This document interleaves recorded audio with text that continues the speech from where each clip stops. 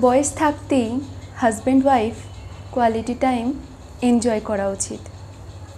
ভালো কোথাও বছরে একবার ঘুরতে যাওয়া উচিত। মাসে বা সপ্তাহে রেস্টুরেন্টে খেতে যাওয়া অনেক সময় টাকা পয়সার অপচয় বলে মনে হতে পারে, তবে সেই অপচয় কিছুটা হলেও করা উচিত। শেষ জীবনে আপনার সঙ্গী কাছে না থাকলেও এই স্মৃতিগুলো আঁকড়ে ধরেই বাঁচতে পারবেন। সন্তানের লেখাপড়া অথবা বিভিন্ন রেসপন্সিবিলিটি আসবে, তার মধ্যেও সময় বের করা যায়।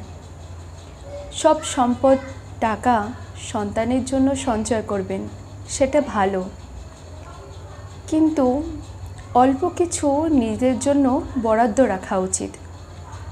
দিন শেষে আপনার বাচ্চারাও আলাদা লাইফ পাবে, সে তার লাইফ এনজয় করবে, তখন আরও ভালো লাগবে। তখন মেয়ে মেয়ের জামাই, ছেলে ছেলের বউ ঘুরতে গেলে বা রেস্টুরেন্টে খেতে গেলে আফসোস হবে না, তারাও সম্মান করবে। আর আপনি নিজের জন্য একটু শূন্যতা অনুভব করবেন। যে মুহূর্তগুলো আপনি উপভোগ করতে পারেননি, আপনার সঙ্গিনীকে দিতে পারেননি, সেগুলো আপনাকে বারবার কষ্ট দেবে। জীবনে একটা সময়ে আসবে, বৃদ্ধ হয়ে যাবেন, তখন আপনার টাকা থাকবে হয়তো, কিন্তু আপনি চাইলেও কিছু খেতে পারবেন না। শারীরিক অসুস্থতার কারণে মন চাইলেও ঘুরতে যেতে পারবেন না।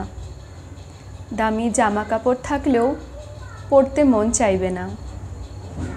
তাই যৌবনের এই সুন্দর মুহূর্তগুলো উপভোগ করুন। ছোট ছোট এনজয়মেন্টগুলো করতে শিখুন। জীবনসঙ্গিনীকে নিয়ে নিজের মতো করে একটু বাঁচতে শিখুন। একটা সময় হয়তো আপনার লাইফ পার্টনার পাশে থাকবে না, সবাইকেই চলে যেতে হবে, কিন্তু আপনাদের অসংখ্য স্মৃতি আপনাকে বাঁচতে শেখাবে, আর বাকি জীবন শিখিয়ে দেবে।